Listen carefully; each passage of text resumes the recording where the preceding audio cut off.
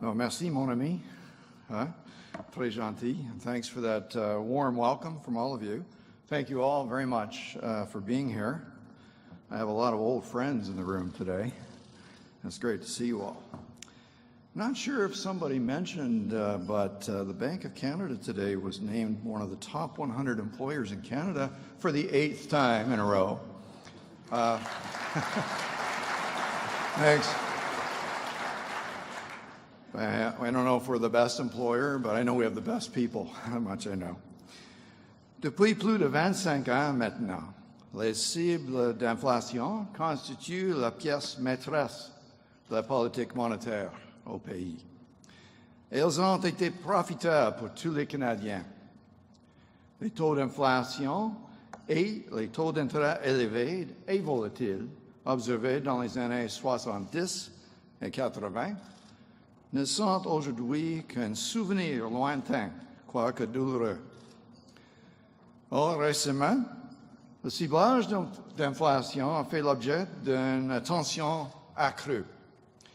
Dans de nombreux pays avancés, on a vu un ralentissement ou une faiblesse prolongée de l'inflation, alors même que la croissance économique gagne en vigueur.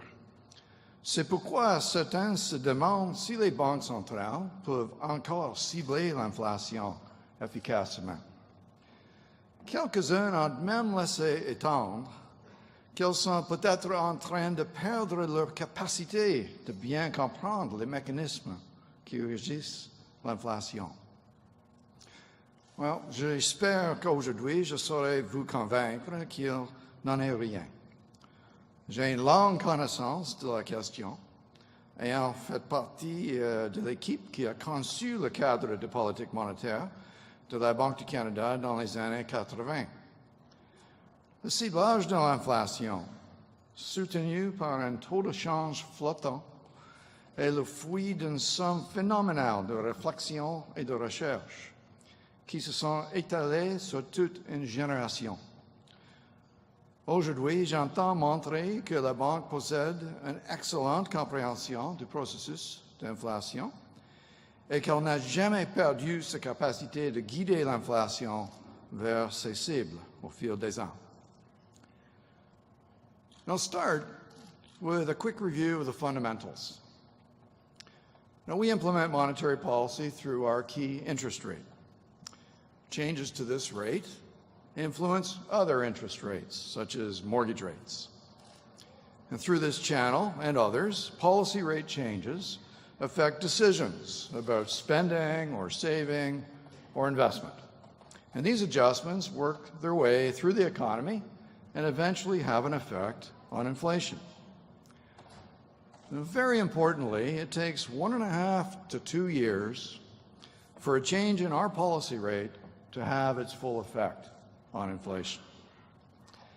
Now, the goal of our policy is to keep the annual rate of CPI inflation at the 2% midpoint of a 1 to 3% range. Now, the idea of a target range has been a key feature of our framework from the very beginning. It serves to recognize that inflation targeting is an imprecise business. Well, how so? Well, first, the transmission from monetary policy to inflation contains several economic linkages, each of which is complicated, highly uncertain.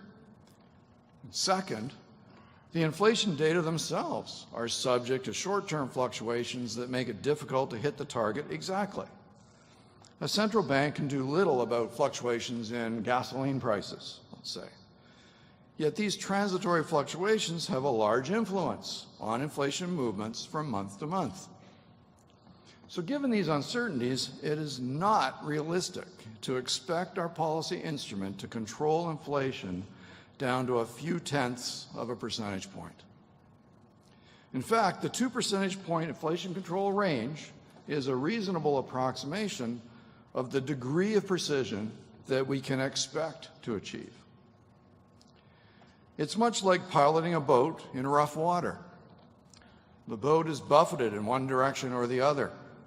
The pilot must continuously adjust the heading so that the fluctuations average out to zero in order to arrive at the desired destination.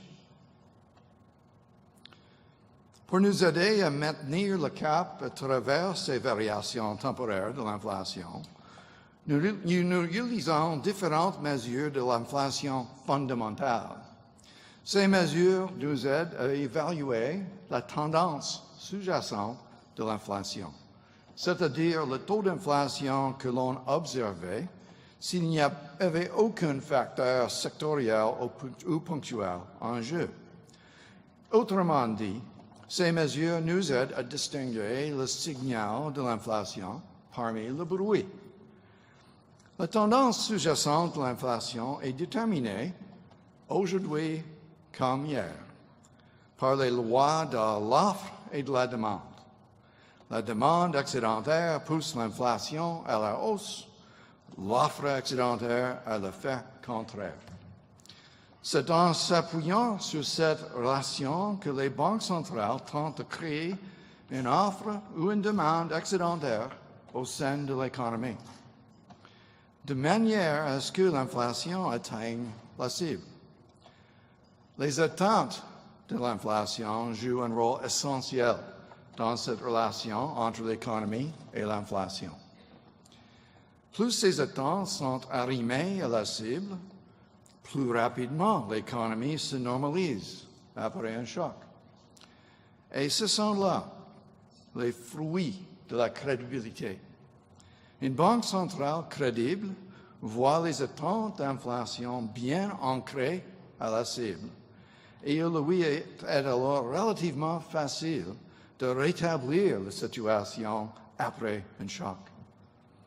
Ainsi, la tendance sous-jacente de l'inflation se stabilise à mesure que les attentes sont arrimées. En d'autres termes, plus la cible est efficace, moins la relation entre les chocs économiques et l'inflation sera évidente. Toutefois, il serait faux de dire que cette relation n'existe plus. La relation entre l'inflation, d'une part, et l'offre ou la demande excédentaire, d'autre part, représente en fait la synthèse de plusieurs liens sous-jacents complexes entre les entreprises et le marché du travail. Prenons l'exemple d'une entreprise qui tourne à plein régime. Si les dirigeants observent une hausse de la demande pour leurs produits et qu'ils estiment que celle-ci va persister, ils vont probablement décider d'investir dans de nouvelles capacités et de grossir les effectifs. En supposant que le taux de chômage est déjà bas, ils devront peut-être augmenter les salaires pour attirer de nouveaux employés. Avec le temps, cette hausse des salaires pourrait accroître les pressions inflationnistes. Voilà comment les effets de la demande excédentaire se font sentir dans l'ensemble du système et se traduisent par une montée de l'inflation. Now, in addition to these domestic drivers of inflation, a couple of key external factors can also play a role. For example, exchange rate movements. They can have both direct and indirect impacts. If the value of the Canadian dollar falls, that directly raises the price that Canadians pay for imports. Inflation may tick up immediately, albeit temporarily. At the same time, the lower dollar can boost export sales, and this impact on demand may work its way through, ultimately, to the inflation rate after time. Now, the same analysis holds for movements in global commodity prices. They affect inflation directly, right away, albeit temporarily, but then they can have a more gradual impact on inflation via adjustments in the economy. So, when oil prices plunged in late 2014, we saw both types of shock hitting the Canadian economy at the same time. So, to sum up, in the absence of shocks coming from these external factors, we can expect the trend of inflation to be sustainably around the midpoint of the target range when the economy is operating at full capacity and inflation expectations are well anchored on the target. And that's why I've said numerous times that home for the economy is found at the intersection of full capacity and 2% inflation. Now, as I said at the outset, inflation in a number of advanced economies has been running short of expectations recently. Let's consider a prime example, the United States. There, the Federal Reserve looks at a measure known as core PCE. PCE stands for personal consumption expenditure. So it's an index of prices that consumers pay for goods and services, adjusted to remove the volatility from food and energy prices. Core PCE had climbed close to the Fed's 2% target around the end of 2016, following a prolonged period of weakness. However, it slipped by about 0.6 percentage points since the beginning of this year. Now sits at 1.3%. All this while economic growth has been steady and unemployment very low. Si ces résultats peuvent laisser planer un doute quant à notre capacité d'expliquer les tendances de l'inflation, il suffit de creuser un peu pour découvrir que certains facteurs spéciaux agissent sur l'inflation aux États-Unis.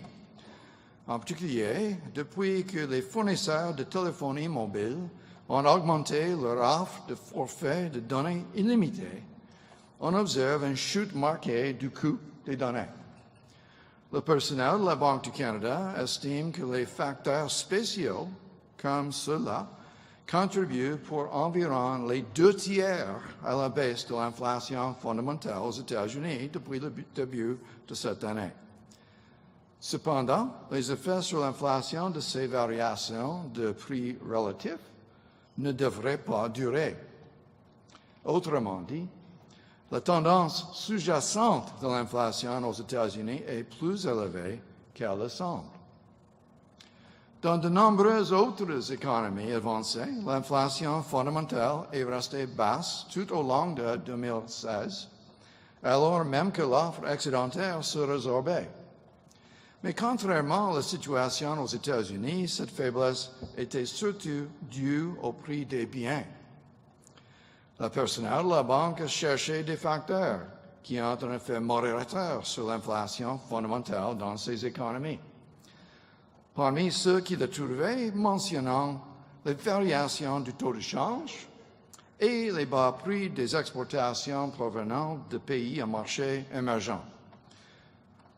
Au Canada, l'inflation globale a ralenti au premier semestre de cette année et s'est maintenue dans la moitié inférieure de la fourchette cible, et ce, même si l'écart de production diminuait rapidement. Aussi bien l'inflation globale que l'inflation fondamentale ont connu un regain ces derniers mois. Néanmoins, depuis le milieu de l'an dernier, un écart par rapport à la cible égal à 0,7 points de pourcentage en moyenne ne peut pas être expliqué par les déterminants fondamentaux de l'inflation. Parmi les facteurs liés à cette faiblesse, citons la hausse inférieure à la moyenne des prix des aliments.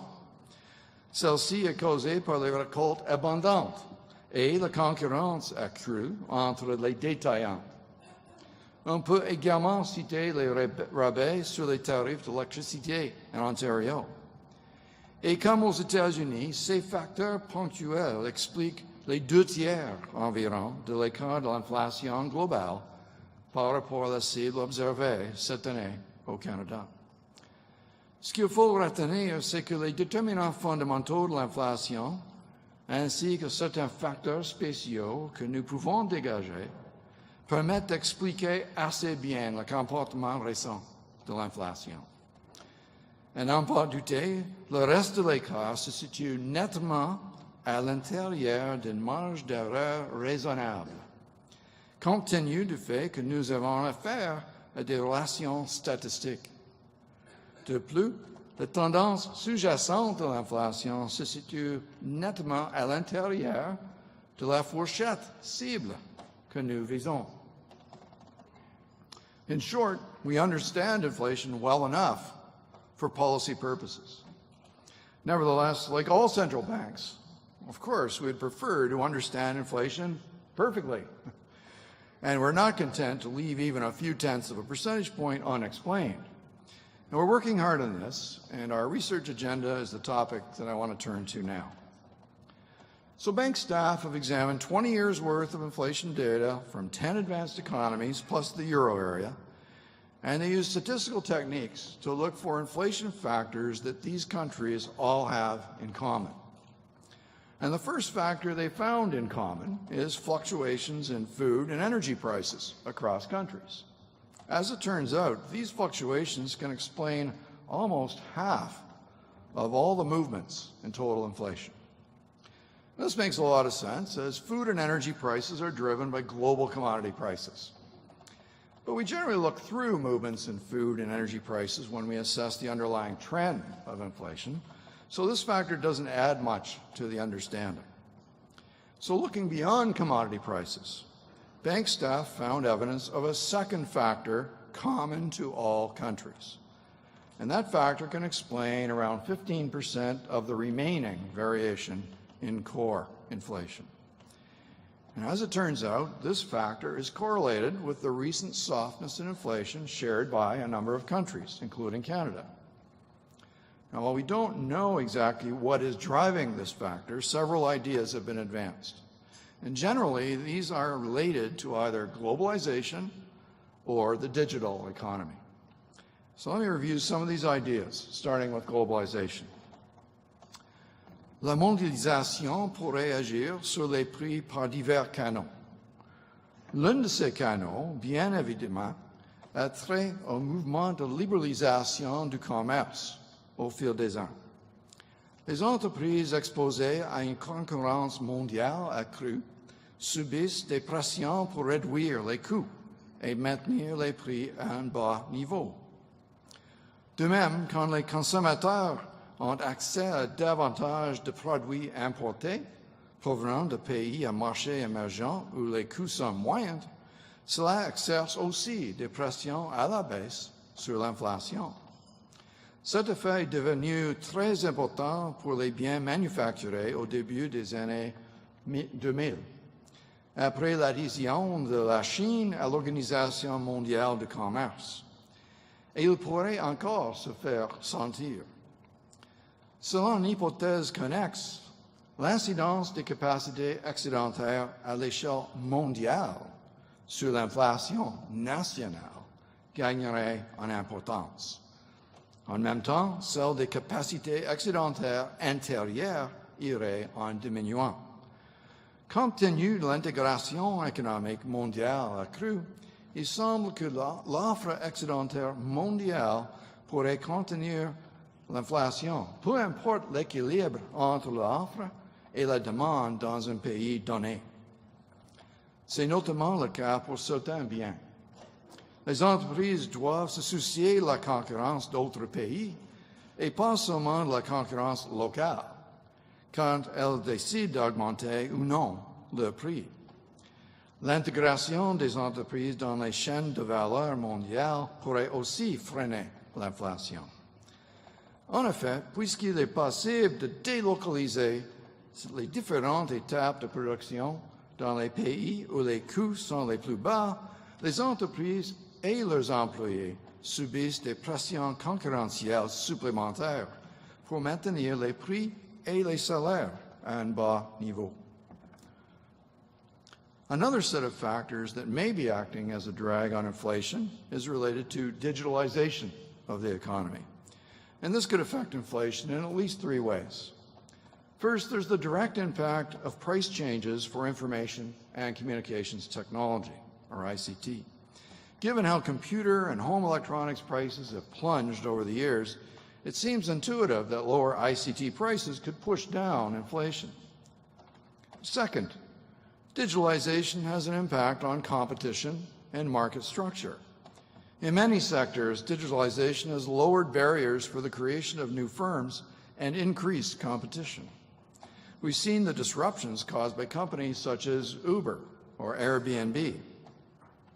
There's also the impact of e-commerce, the so-called Amazon effect, which can certainly affect how firms set prices. Just think about how easy it is to check a competitor's price on your phone while you're in a store considering buying something.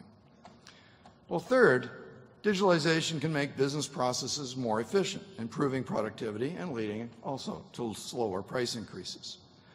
Indeed, productivity has increased more quickly than wages over the past year in Canada, roughly coinciding with the weaker inflation that we've seen. However, bank staff have yet to find rigorous empirical evidence to show that these factors add to our understanding of Canadian inflation beyond what the basic drivers tell us.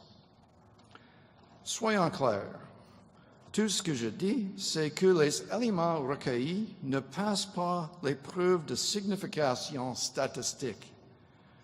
On sait intuitivement que la mondialisation et la numérisation ont une influence sur les prix.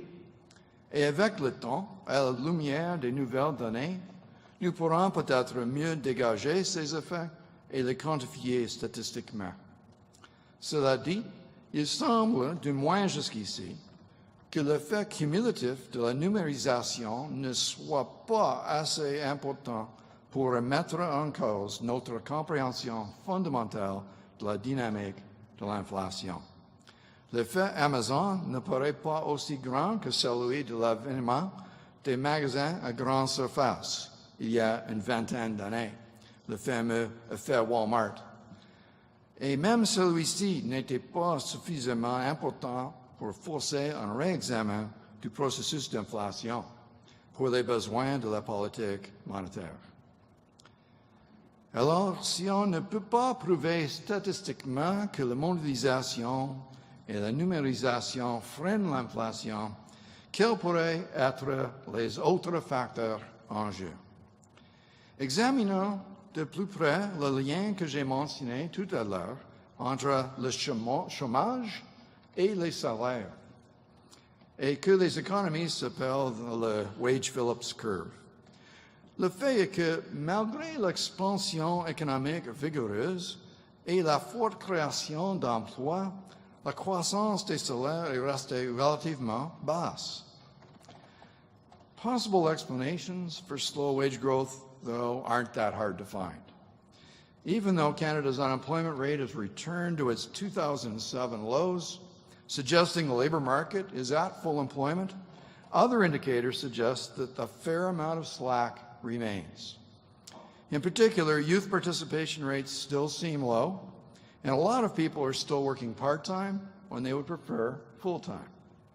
As well, we know that many workers who lost high-paying jobs during the oil price collapse in 2014-15 may be moving to employment in other lower-paying sectors. Similarly, younger workers may have lower wages than the retiring older workers that they're replacing. And certainly the perception that companies or workers are facing increased foreign competition could lead to slower wage increases. The fact that wage growth has been slower among goods industries than among services, which can be more easily insulated from globalization, supports this idea. Another conjecture that I'll offer, which is difficult to test empirically, is that prolonged very low interest rates may have lowered the relative cost of capital equipment compared with the cost of labor. Firms may be restructuring their operations, making greater use of capital equipment and thereby limiting the scope for wage increases.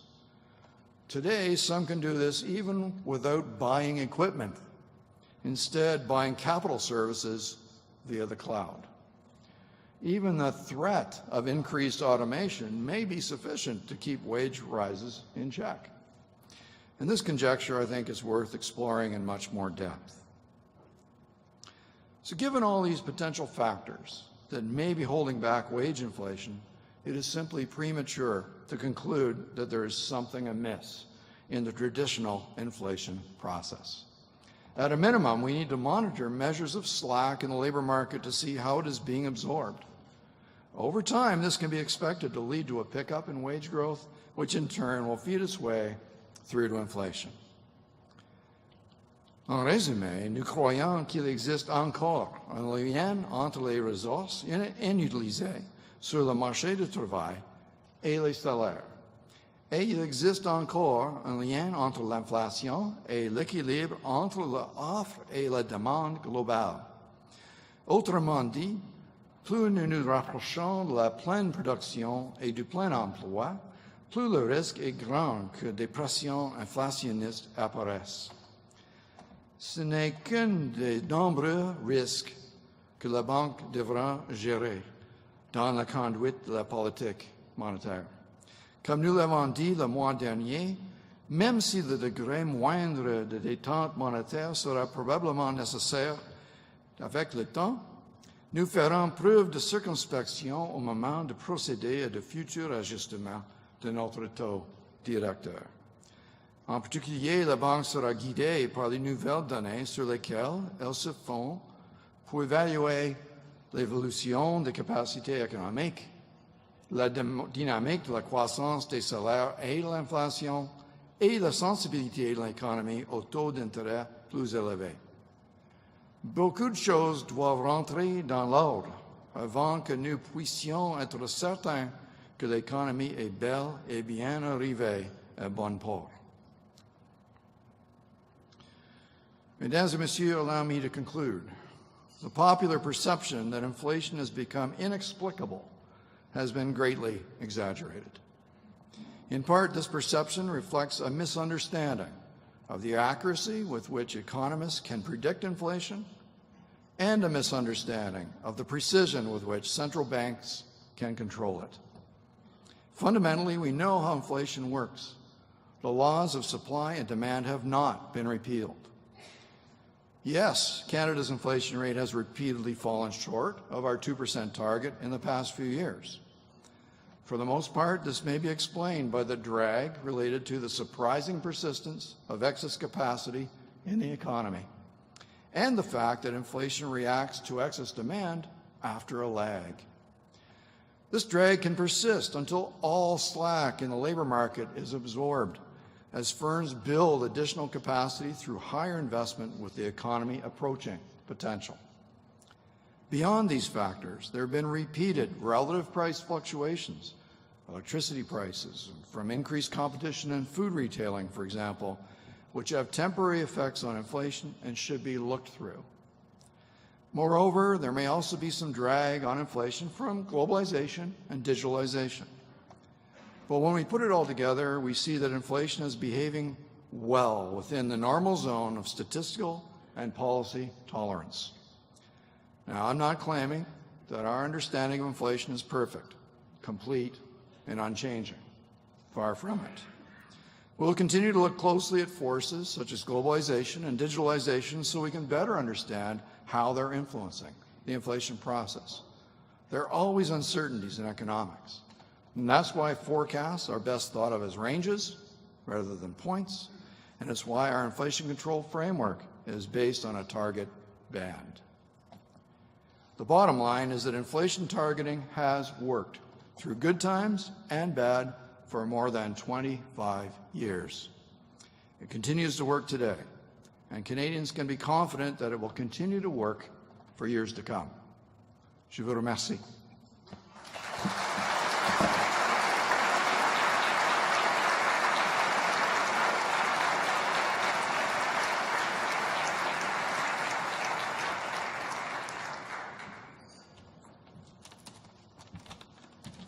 Thank you very much, Governor Poloz.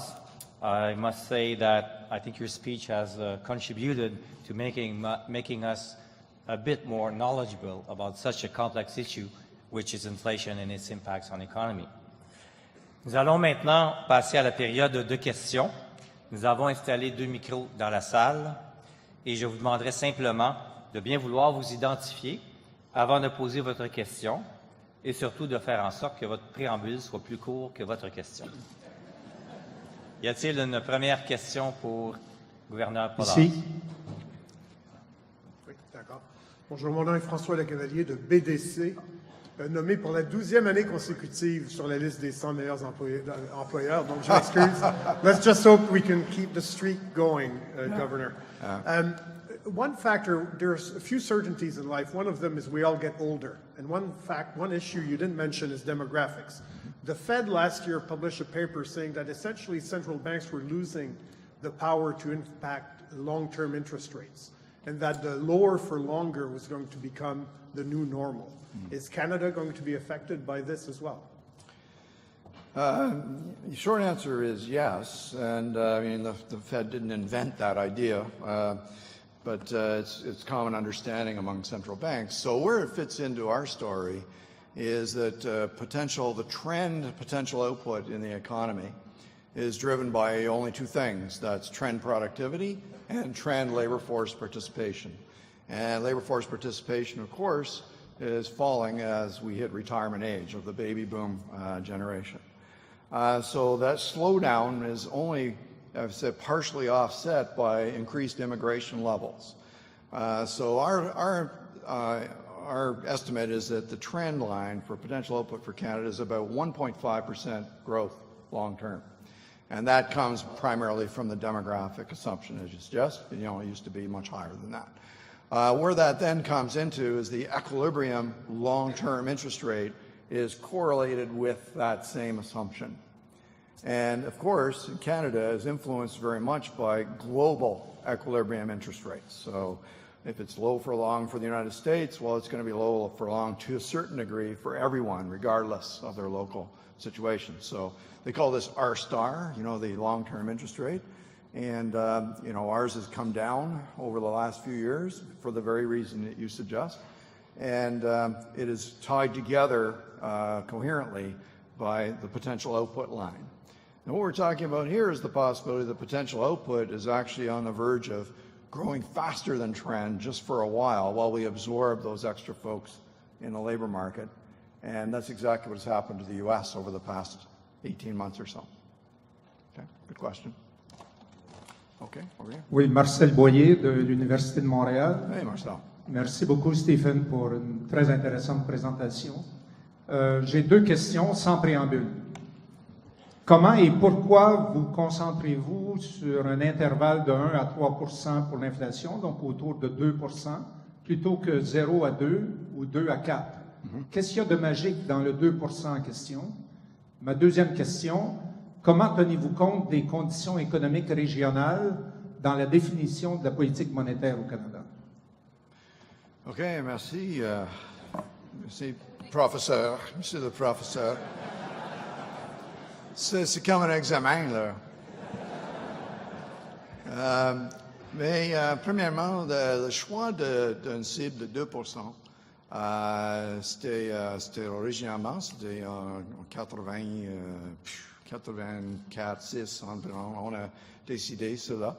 Et c'est un chiffre qui est très commun parmi les banques centrales, parce que c'est un niveau qui est assez bas pour la plupart du monde de tout simplement oublier l'inflation, parce que c'est juste 2%, c'est presque rien.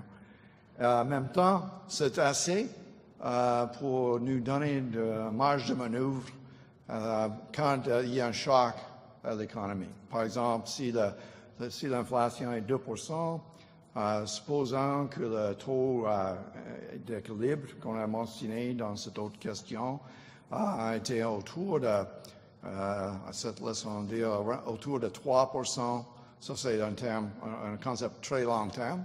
Ça nous dirait un taux d'intérêt autour de 4% ou peut-être 5% en équilibre long terme, et ça nous donne marge de manœuvre s'il y a un choc à l'économie. Mais si vous avez une cible plus bas, ça va réduire la marge de manœuvre pour la politique monétaire quand il y a un choc. En même temps, nous avons cette question que le niveau d'équilibre de taux d'intérêt diminue graduellement. Et alors, c'est pourquoi la Banque du Canada a reconsidéré cette question l'année passée pour voir si il serait préférable d'avoir un taux d'inflation ciblé plus élevé pour donner un taux d'intérêt plus élevé. S'il y a un choc, vous avez plus de marge de manœuvre. Mais aujourd'hui, on croit que, mais on a vu les exemples, c'est possible d'avoir un taux d'intérêt négatif. Mais dans les années 80, On ne pensait pas à ça. C'est quelque chose imaginé, mais pas testé. Et aujourd'hui, c'est bien testé, en effet. On gagne de marge de manœuvre dans ce sens, là, et on a décidé que le 2% reste le point de cible le plus efficace. Pour l'autre, les développements régionaux sont importants pour nous pour comprendre les développements de l'économie, c'est-à-dire l'évolution. La métaphore que j'utilise, c'est que l'économie n'est pas une photo, mais c'est un film. C'est plus que ça, c'est Grey's Anatomy. Hein? Ça change chaque semaine, sans fin, là. OK? C'est toujours intéressant, mais juste pour quelques minutes, puis après ça, c'est ennuyant encore, OK? Mais l'économie est presque la même chose, là. Et pour comprendre les évolutions macro, il faut avoir une bonne histoire au niveau micro, c'est-à-dire dans la région, dans les secteurs. C'est pourquoi nous avons une équipe ici à Montréal, par exemple, qui parle avec les entreprises de Québec constamment pour comprendre les évolutions micro. Et ça nous donne une histoire cohérente. Et, mais pour prendre les décisions de la politique monétaire, c'est juste la situation macro. On ne touche pas la situation dans les régions. Ça, c'est une balance. Là. Voilà. Un autre ici? Oui. Hello, Governor Poloz. My name is Andrea Bobkowitz with National Bank Financial. Hello. Thank you very much for coming here to speak to us.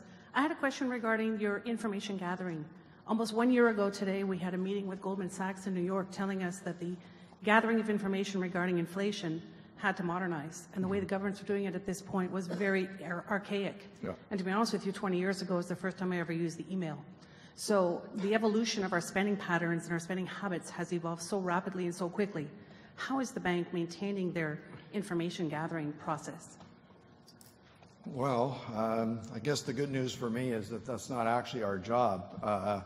It's the job of Statistics Canada, and they do a really good job. But they're perfectly aware of the issues that you're raising. That we used to update basically, the prices are out there. People go out like shoppers and collect the data, what's going on in the market. They record all those prices, and what we're looking for is for the weights on the various categories to evolve quickly, or not too slowly anyway, through time. So today you may spend a smaller percentage of your income on, let's say, home entertainment equipment like televisions or stereos or whatever, because they're much cheaper now. But you spend a much higher percentage of your income on the services to go with it, like telecom services. All right, so you want those weights to change through time so they keep up with those changing patterns. And so, and in addition, what you want is over time to use the technology to gather even more prices, to do what we call scraping of the web to get a wider sample of prices. And these are all things that StatsCan is exploring as we speak. So I have no doubt at all that our price indexes are going to continue to improve in quality. Thank you. Yeah, you're welcome. Une dernière question sur la droite ici, monsieur. Omar Shash from RBC Dominion Securities. Thank you for your presentation. I just wanted to ask your view on Bitcoins and cryptocurrencies. This is one of the questions that I get a lot, and even last week I got that question from my grandmother, and I really didn't know what to say. And bringing that to inflation, if cryptocurrencies were to become mainstream, would you and other central banks lose their ability to influence inflation? Okay, so let's just go to the next question. It's the last question? Oh my God. Sorry about that. This is a setup. So you're right, you have your finger on something which matters quite a lot. It's an area of active debate in all central banks, and particularly ours, and in international working groups. So my colleague, Carolyn Wilkins, the Senior Deputy Governor, is on a committee at the IMF and another one at the FSB representing us in this, and this is an active area of research. So let me just say that for now, okay, that first of all, cryptocurrencies today don't constitute money. They don't have the characteristics of money. They can't use them really for transactions, just except in very extreme situations. They're a store of value, potentially, although a very volatile one. So it's become more of a speculative instrument than anything. So we think of it as a financial asset, not as a currency or a money. So I wish they wouldn't call it cryptocurrency because it doesn't satisfy those criteria. I think what if we go back, there are lessons in history. Before we had central banks, we had lots of money, right? We had, the free banking era in the United States, for example, a well-studied period, where banks issued their own money. Bank of Canada wasn't created until 1935, right? Before that, we had money from the Bank of Montreal, and we had and the Bank of Commerce, and so on. You can still find those. And so those notes were circulating, and there were rules about how they were backed and so on. And but they were all in Canadian dollars. Okay, so whereas a cryptocurrency is in something else, right? So, but if somebody was issuing a cryptocurrency and it was a Canadian dollar cryptocurrency, well, that would be another matter entirely. And so this is why central banks are very interested in this issue, but it's somewhat early days for me to give you all of that, and it would be kind of hypothetical for me to give you much more than that. But you're onto a great issue. There's a special fintech area on the Bank of Canada website, so I suggest you take a look and see if there are working papers there that interest you, because it's a really fascinating area. So how's that for a bluff? Okay. Thank you. All right. Merci, thank you.